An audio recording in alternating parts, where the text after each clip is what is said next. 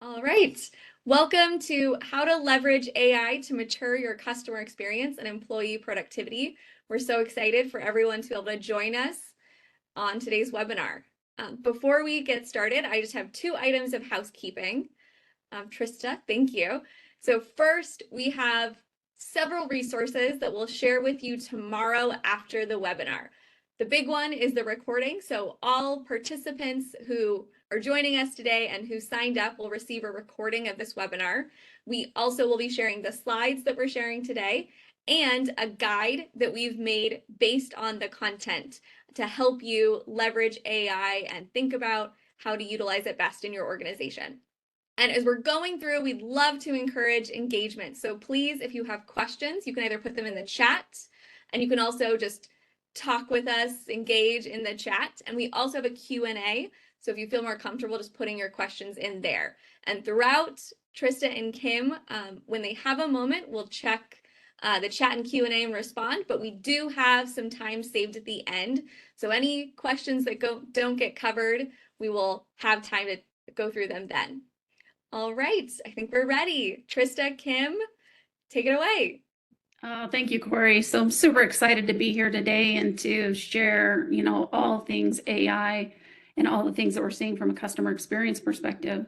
I'd also like to introduce myself. I'm Trista Criswell. I have 20 plus years in contact center experience, and that's from being at the business side or the customer side to many, many years in VARs or services integrators, from being in professional services to consulting and advisory services, management, go-to-market leader, and even a vendor. So I've been here at Burwood for a short time, but I'm super excited to be here, and I love what I'm doing, and just excited to share all this knowledge that we have around AI with you today. Great, and I'm Kim Richmond. I'm the practice manager for our collaboration platforms team. So my team actually covers a lot to do with UCaaS, as well as any kind of collaboration tools or technologies that are in the space. I've been in this space for about 12 plus years and have been at Burwood for about that same amount of time. So I'm really excited to talk about employee productivity and how some of the collaboration tools are developing AI around that. Awesome. So some of the key takeaways that we're going to cover today is, like, what are the possibilities of AI, right? AI is it can be so broad, but what are the possibilities and what are we seeing out there in the market? How you can evaluate your AI needs, right? There's so many different places where AI or machine learning or personalization and all of those things. There's so many places where AI and other things can be implemented. And then we're also going to show you how to get from where you're at to moving forward with AI. First of all, just want to start off of, what we're seeing most of the time right now in the contact center, or a lot of the time with many of our clients. So right now, we're seeing many of our customers who still have voice only, and they also are on those on-premises solutions. So having to have the infrastructure in place, the applications, the licensing, and all of those types of things. We are starting to see more and more of our clients move to a CCaaS, so contact center as a service, so cloud contact center, but many of them aren't quite there yet. And then from a user experience, we're seeing a lot of disjointed stuff. So with the on-premises solution and technologies, it's very difficult to implement new capabilities and things like that. I just want to kind of go through an example here of a patient. So the young woman there at the top right, this is based on my experience. I'm going to call her Sally, and the nurse there in the middle, I'm going to call her Rachel. So what we're kind of seeing from a customer journey perspective is, here's the example. So Sally is calling her doctor's office, and she wants to make an appointment for prescription renewal. And then she also wants to talk to someone about the bills she just received. In today's world, or what we're seeing a lot of right now, is Sally's now going to call in, right? She doesn't have a mobile app that she can use. She doesn't have a website that she can log into and do these types of things. So she's going to make a phone call. And the first thing that she gets is Thank you for calling blah, blah, blah company, right? Press one if you need to speak to a provider. Press 2 if you're from a pharmacy. Press 3 if you'd like to make an appointment, right? So Sally, if she's in a car driving, guess what? Sally needs to pull over, right? It's just not a great experience. With the simplicity of it, it's just not a great experience. So what happens when Sally gets to Rachel, the agent? Well, Rachel, the first thing she does is, hi, thank you for calling. How can I help you today? Right? The only information that Rachel has at this point is that Sally chose an option, and maybe Rachel doesn't even know that. But so Rachel now has to gather that detail and figure out what Sally's looking for and how Sally is trying to engage. So Sally says, hi, I'm Sally. I need to make an appointment for prescription renewal. And Rachel says, oh, hey, that's great. Can I get your date of birth? So this is just, and all of this is really just to get that ID and authentication from the caller to make sure that Sally is who Sally says she is. And then from a nurse perspective or a Rachel perspective, Rachel just doesn't have the data there. Rachel has to go look through the system to figure out what Sally needs. And so finally, ultimately, Sally gets an appointment for her prescription renewal. Now, Sally needs to be transferred to billing, right? She received a bill in the mail yesterday. Well, now Rachel's going to transfer Sally to the billing department. And guess what's going to happen there? The billing department is going to verify that Sally is Sally again. So think about this experience and how much better it could be from a customer perspective. And with that, I'd like to turn it over to Kim to talk about UC and kind of that back office. Yeah, so with UCAS today, obviously, with UC as a service, it's really making the type of work we can do remotely very much more possible than what it was before. So, before the pandemic, people either knew remote work or it was new to them after they were sent home. So, with Krista's example, a lot of agents tend to, have had to go home and work, during the pandemic from their home office, which can lead to a lot of different interruptions, such as, dogs barking, your kids are at home, and it just kind of became the new normal. So in order to kind of combat some of these interruptions, and people end up being in lots of meetings throughout the day and have lots of interruptions with chat. Everybody's always connected, right? So with that kind of shift, there can be a lot of backup during meetings or during phone calls where you're getting a lot of information that you're just not able to respond to at that point in time. So a lot of meetings, if you missed it due to different things coming up at home, like you have to basically manually figure out what happened during that meeting, hope they recorded it, find time to review that call, catch up on all the chat messages and emails that you may have missed. People that are running the meetings have to manually summarize all the meetings and send it out to people that couldn't make it, sign action items, things like that. So experience, collaborating could be improved here as users just find more ways to be productive within the UCAS environment. Awesome. Thanks, Kim. So looking into what we call our contact center maturity model. So many of our clients and probably many of you out there are in one of these different levels of maturity. And really what we mean by the different levels is, level 1 is typically a voice only contact center with some additional reporting and things like that. Whereas when you get to level 2, that really you're starting now to get into more additional digital capabilities. So that could be chat, email, SMS, or even social media integration.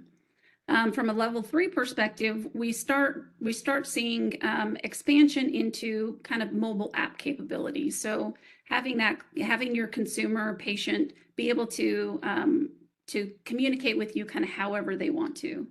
And then from a level 4 perspective, from a high level, what we see here is a lot around video and screen sharing capabilities, right? And I'm going to expand on these because those were just high level type items. To get a little bit more into detail, like I mentioned before, level 1 is typically voice only. And what we also see there is that there's probably not any data integration, right? So there's probably no integration or pulling data to do something with. There's no automation, so an agent's task is manual. Just a lot of places to improve there. They're typically point solutions, so integration or consuming from other vendors is quite difficult in that scenario. We also see a lot of inconsistent patient and consumer journeys, right? So that experience is very disjointed. And then finally, we also see a lot of fragmented reporting. So you have the contact center reporting, then you have maybe a CRM reporting. They're not tied together, so you're not getting a holistic view of what's going on with your customer, patient, consumer. Now, from a level 2 perspective, we're starting to see more digital capability. So maybe there's a portal that someone can log into, email, social, voice with inbound and outbound, maybe outbound campaigns for sales or billing or things like that.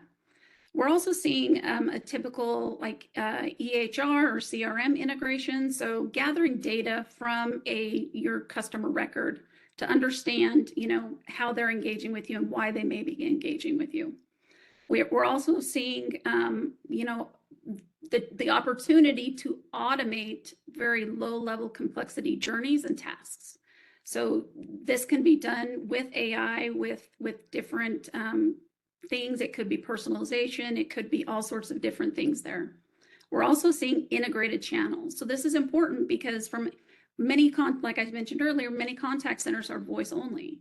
So as new channels are coming aboard, it's very important that the contact center or that experience, whether it's from a voice perspective or from a digital channel perspective, that the consumer, patient, customer can do the same thing however they want to communicate with you.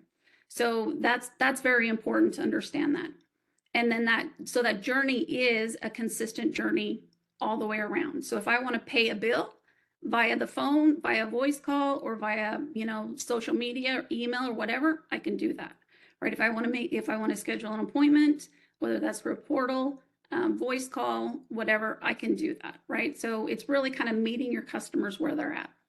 Another thing that we're seeing here is around omni-channel reporting. So we want to make sure that as we're implementing and adding on new channels, that the reporting is holistic. So it's not just a voice reporting over here and a digital channel reporting over here. We want to make sure that it's a one source of reporting. So the contact center management and everybody who's relying on reports has the data they need. We're also seeing more and more quality management or quality monitoring, quality assurance type feature functionality being added in this level, as well as workforce management. So with everything that we're seeing here from a level 2 perspective, we are starting to see more and more increased contact deflection. So adding some self-service in there to take load off of agents and things like that. From a level 3 perspective, so our engagement center, we're starting to see more and more of our clients invest in mobile apps. We're seeing the contact center integrated with multiple data sources. So CRM, the contact center data itself, maybe what's happening on a website, maybe what's happening in the mobile app, and being able to report more visibly and more holistically on that customer journey. We're also seeing many of our clients looking to automate low and medium complexity journey and tasks. So again, more automation being looked at, taking the load off of agents and things like that. We're also hearing a lot more and more from an AI perspective around agent assist. So think about today and Rachel not really having any information, or really not a lot of information from Sally, who's the patient, right? Well, now more and more we're seeing contact center vendors putting agent assist capabilities, building it in, or utilizing a third party or other vendors to do it. So think about the power of you have your best agent, right? The one that handles the calls the quickest and has great results and everything like that. So with agent assist, you can build out that underlying knowledge management to based on that most proficient agent. You can build your knowledge management out from that and then feed that to all agents, right? Increasing or decreasing the time to train, increasing customer satisfaction, all of these fun things that we're seeing within level 3. We're also seeing the customer interaction history in the reporting. So we're getting more than just what's happening right now. We're getting what they called about or what they engaged with us before. And then another key item here is speech analytics. So understanding what the client or what the consumer is saying, what the patient is saying, and determining how the sentiment is, right? Listening or hearing about, what are they mad? Are they happy? Are they flustered because there may be an emergency and things like that? And what we're seeing kind of in this level 3 is more of an increased contact deflection. So very similar to level 2, but more. We're also seeing an increased CSAT and then an increased efficiency and employee SAT. So if you're offloading some of the processes and things that the agents are doing, then that's less work that they have to do. That's more calls that they can handle. Not all the tasks or not everything's getting to the agent to handle if it's a low or medium type complexity task. And then from a customer experience center, so level 4, like I mentioned earlier, we're seeing video and screen sharing as kind of one of those key indicators.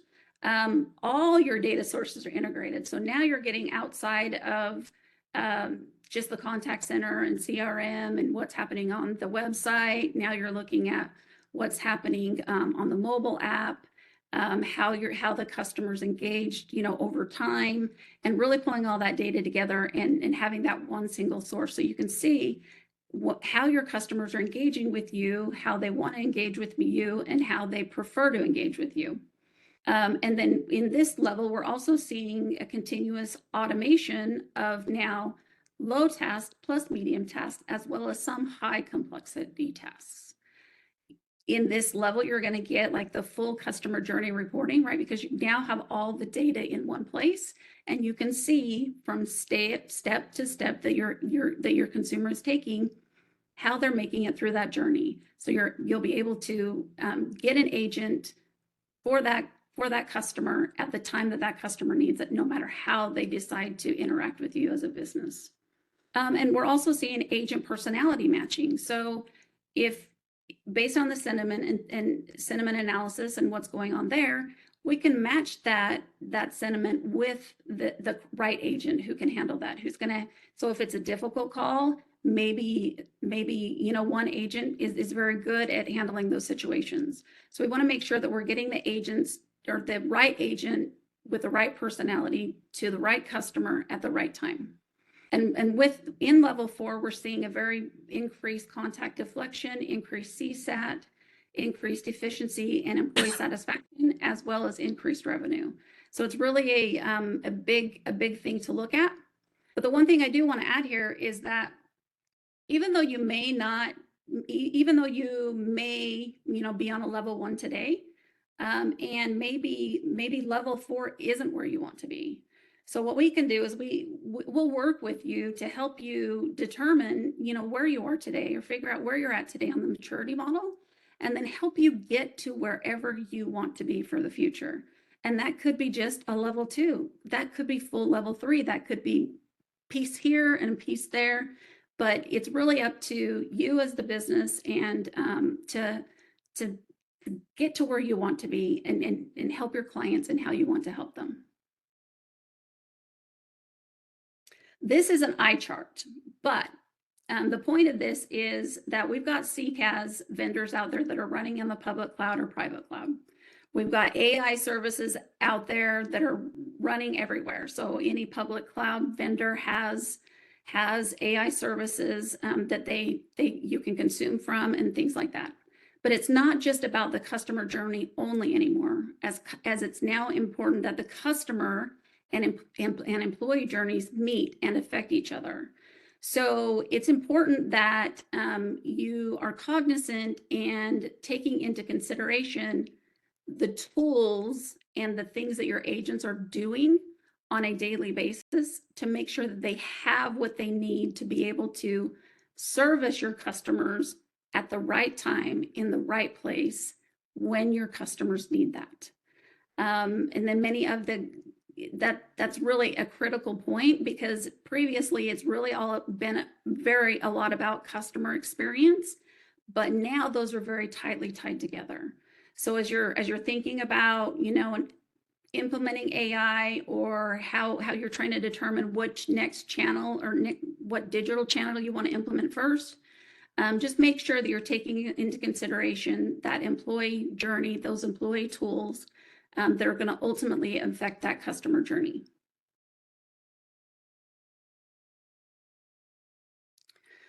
So let's talk about the possibilities of AI. So what we're seeing a lot right now is, from a CCaaS perspective, is chatbots, right? We've been hearing about chatbots for quite some time now. Many vendors are doing, kind of directed dialogue chatbots, so kind of choose your own adventure. We're seeing a lot of agent assist and knowledge management from different AI vendors. So, right, building your knowledge management based on that number one agent, and then sharing that and feeding that based on what's happening real time in that interaction. Virtual agents, so what type of self-service can be done within an IVR or voice call, or even utilizing a chat bot, from an agent perspective to query against something, right? We're seeing a lot of these types of things. We're also seeing a lot of fraud detections for both consumers and agents. So not just fraud detection, but utilizing the same types of technology to do ID and authentication from a voice perspective. Many things we're also seeing is workforce management and quality management, and having AI kind of take those quality management type things. So think about this. If you've got a contact center that's, let's say, 100 agents, and you have a quality assurance team that is listening or has to listen to 10 calls per agent per month as part of your quality management goals. Think about the difference that it would be if every call could be listened to and scored, and then those same calls can be validated by your quality management team. This is where we're seeing a lot of AI capability is listening and validating that, the steps within the stages in which the agent needs to go through, that they're following it, that the empathy was good, that all of the details and everything that they're supposed to follow are happening. AI can be doing those pieces, and then you can just validate that, from a quality management perspective.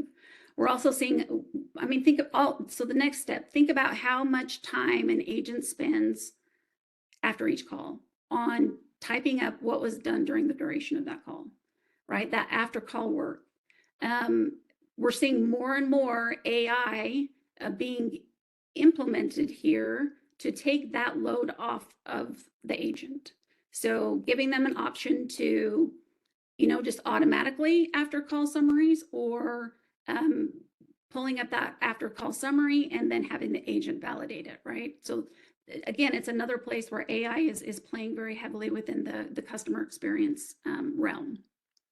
We're also seeing a lot of workflow automation. So think about a post-call task. Maybe it's an agent needs to submit a ticket, or maybe there was a billing question that they needed to submit to the billing department, right? All of these things where they're being done manually most of the time now, all of these things can be automated. And those are different ways that you can look at kind of helping offload these different types of things from agents. And then you've got speech analytics and sentiment analysis. So speech analytics, understanding kind of that sentiment, understanding what happened in that interaction from a voice perspective. Was everything followed from a quality management perspective? So there's all of these things that we're seeing now that have some sort, if not all, items from an AI perspective. Kim, do you want to talk about UCaaS and back office? Absolutely. So from a UCaaS perspective, most of what we're seeing in the AI improvements within those collaboration tools are really centered around meetings and chat experiences. So If you're in calls all day or meetings all day, that can get, very tedious, right? So there's, and as I mentioned in the previous example, if you get on a bunch of meetings or if you miss one, there's all this follow-up that needs to happen after meetings occur, or chats build up from having no response. And so a lot of those types of AI technologies are coming in and doing meetings and chat summaries. So if you've missed a lot of information that's been shared in a group chat, it'll summarize it for you, so you don't have to go back and read 20 messages. Same thing with meetings. If you miss a meeting, it'll just basically summarize for you. You don't have to have someone take notes, especially if it's being transcribed. It'll develop all the action items. Just have the person who is running the meeting validate those action items, validate the transcription or the meeting summary, and you're good to go. There's none of that manual follow-up, taking notes, sending it out to everybody. It'll do it automatically from an AI perspective. So other items within the UCAS space, so calendaring, basically rearranging your calendaring, scheduling items for you based on your email intake, meeting your virtual assistant, asking the meeting to set an action item. I think people have used this within WebEx and other collaboration tools. Another meeting improvement experience or for the meeting specifically is noise cancellation or gesture recognition. So obviously, with people moving to remote work and having a lot of different things that happen at the home office, that noise cancellation really is a great improvement for, dogs barking in the background, kids at your door, like that kind of thing. So it just really improves the meeting experience. So there's none of those distractions happening for other people that may be on the meeting with you. Gesture recognition, that's a big one for meetings. Like, imagine being able to just point to something on the screen and it automatically highlights it for you. It's a way to kind of get more engagement from the audience, especially while presenting. So lots of good things there.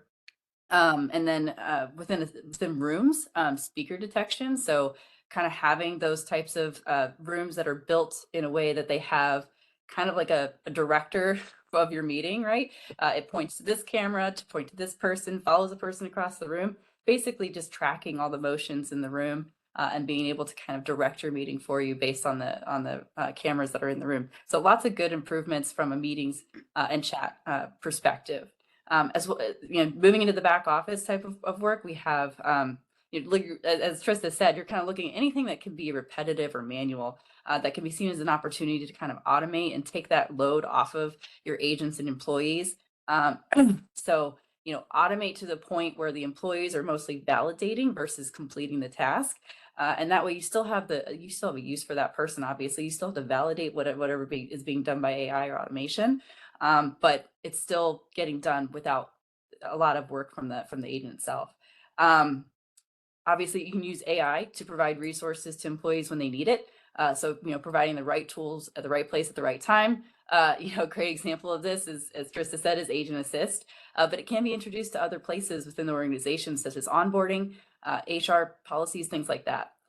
Could even provide a quicker ramp up time for new resources, especially in those areas where you may have high turnover. So just kind of providing new resources new resources with those items that they need to get their job going sooner. Thank you, Kim. All right, so now that we talked about quite a few of the different AI capabilities, we've got Sally and we've got Rachel again. Rachel now has all the tools that she needs from an AI perspective. She's got Agent Assist, she's got knowledge management, she's got sentiment analysis, she's got AI quality assurance and scorecarding. All of these different tools Rachel now has available to her. And to take it one step further, if Rachel's working from home, the company that Rachel works for can now validate that Rachel is the agent that is actually logging in, right? Who knows why someone would log in as an agent and not be the person, but there's a need for that. And with COVID, we saw a lot of that need. So we've got Sally, who's a patient, and same example, she's making an appointment. She needs to make an appointment for a prescription renewal, and she needs to speak to someone about the bill she just received. So now Sally calls in, and the first thing she hears is, "Hi, Sally, thank you for calling. I see that you have a prescription that needs to be renewed. And you need to have an appointment. Is that what you're calling about today?" Yes. So Sally doesn't need to pull over anymore, right? using the IVA and self-service capabilities of AI, Sally can now continue doing what she needs to do as she's trying to make this appointment. And then, so when the call gets to Rachel, Rachel has the information. Rachel knows based on what Sally said in the IVA or in self-service that Sally is who Sally says she is. So Rachel can now just say, "Oh, hi, Sally. I see that you need to make an appointment for your prescription refill." And Rachel knows who Sally's doctor is, who Sally typically sees. It's all right there because she has the right tool set in front of her. So she can help Sally get down the right path quicker and get her issues and everything resolved faster. And now that Sally needs to go to a billing person, Rachel can transfer Sally over to the billing department with all the details that she's already received throughout the duration of this interaction. And the billing person already knows that Sally is Sally and that Sally now needs to talk to someone about the bill she just received. So just think about the difference in that customer, patient, consumer experience. It really is, AI really is a differentiator. And we're going to see more and more different places within the contact center, within customer journeys, employee journeys, that AI is going to fit into. And with that, Kim, I want to hand it over to you to talk about the UCAS perspective. Yeah, so in this example, I mean, Rachel was on that call with Sally for a little while. Maybe she missed a meeting, maybe she missed some chats, but now it's all directly delivered to her in her email or in her chat program with a summary. So she doesn't have to go back and look at all the different chat messages she received. She just has it all right there ready for her. Maybe her dog was barking during that call, but Sally didn't hear it, right? And so, if you're busy on calls and have to miss a meeting, you get all those action items just sent to you. It's a huge time saver there. So, employees are just getting more time back with these subtle improvements in their collaboration technologies. Awesome, thank you. So how would Burwood approach AI? So look, there's many places where you could just go buy something and throw it on the shelf and move forward, right? You can do that. But the reality is you really need to implement AI with a purpose. You need to start somewhere and it needs to be measurable. So how we would approach it is we would work with you to assess your contact center. Like, where are you on the maturity model? And where do you want to be on the maturity model? And define and create a roadmap to get you there. And that would be understanding what your business goals are and what you're looking to accomplish from an AI perspective.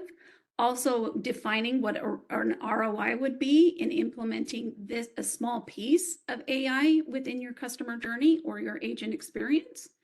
And then ultimately defining a roadmap for integrating technology along with AI. This is some market analysis that we've pulled around AI specifically. So what we're seeing heavily here is the reduction in contact center agent labor costs by 2026. So this $80 billion by 2026 due to AI. Keep in mind that because AI is doing the lower or medium complexity tasks, that agents are still needed. Agents will be needed for a very long time because agents are going to be handling very complex tasks, very time-consuming tasks. The number of interactions are not going to decrease, they're going to increase. But now that you've implemented AI, you can keep the same number of agents that you have today to handle the increase in interactions. One organization from a market analysis perspective, saw 50% email improvement with AI. So it's huge. These are different things that you can do. Or AI is really important, right? If you're not looking at AI, start looking at AI. Because with AI, we're also seeing an 11% increase in customer satisfaction. That's huge. If you're running a contact center and looking at all that agent data and everything that's happening, customer satisfaction is important. One bad social media message is a detriment to the company. So however your clients want to interact with you, you need to meet them there. And then from a productivity perspective, so talking about agent assist again, right? Each agent now has the tools and the capabilities to work just like your top performing agent. So think about a 14% in that productivity because of AI, because of automation, workflow automation, post-call summaries, and things like that. Look, implementation of AI can cause more issues than benefits. I'm just going to be very candid there. So make sure you implement with a purpose and take it piece by piece. Make sure that as you implement, make sure that you're getting the expected value out of AI before moving forward, right? Don't just go put something in there and expect it to work and expect it to be a great customer experience. Do it with purpose. Don't look at AI as a shiny new tool and jump into it immediately. Again, do it with purpose. There's so many different things that can be done to expand on your customer journey and make it more valuable to you as a business or your contact center as a business. Also look at how AI can help your organization holistically. So as an example, if you have a cloud spend today on public cloud, it would make sense to start your AI journey with that public cloud provider. Because what that means is using AI, you can now start spending down that cloud commitment that you already have. It just makes sense. And then to finalize kind of this slide is make sure that as you're talking AI or talking about any optimizations or anything like that, that you always take into consideration that employee, that agent. Make sure they have the tools that they need. Make sure that they are engaging with your consumer when the consumer needs to be engaged, whether that's from a mobile app perspective, from a social media perspective, voice perspective, digital, email, chat, all of that. Make sure that you're building out a customer journey where your agent can help when your consumer needs that help. So it's important to understand as you're looking to implement AI, it's important to fully understand your specific use cases and the potential ROI associated with each example. Keep in mind that if you understand what that potential ROI is and those specific use cases are, then you can validate that what you've done from an AI perspective is meeting those requirements, right? You want it measurable. And then don't be afraid to discover the benefit that AI can bring to your organization, right? There, we showed a lot of them. And with all the generative AI, OpenAI, ChatGPT, and all of these things that are very hot in the market today, know that CCaaS vendors are going to continue enhancing and implementing more and more AI natively into their CCaaS platforms or technologies. So just recognize that there's a lot of opportunity. There's a lot of places where you can, implement or put AI into a place that will bring great or increased efficiency, personalized interactions, and overall improve your customer satisfaction. And with that, I would love to hear any questions we have. I don't think we have any questions in the Q&A and chat, but if anyone on here would like to add questions to the chat or Q&A, I know we have a couple more minutes that we had planned to save for Q&A.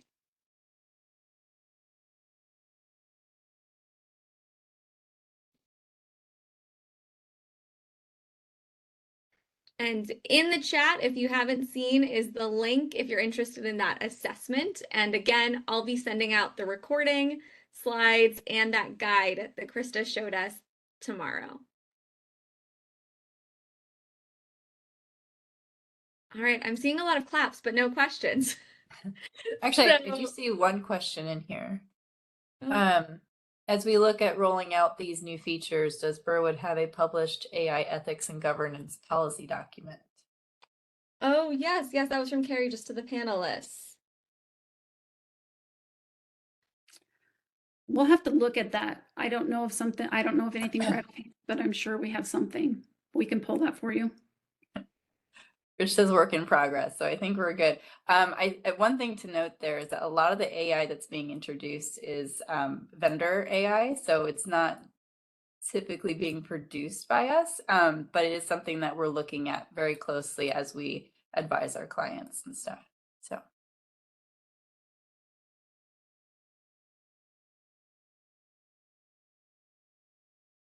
Well, I think we can end it there then if we don't have any other questions. Thank you so much, everyone, for joining us. And thank you to Trista and Kim for sharing their expertise about utilizing AI. Thank you, everyone. Thank you.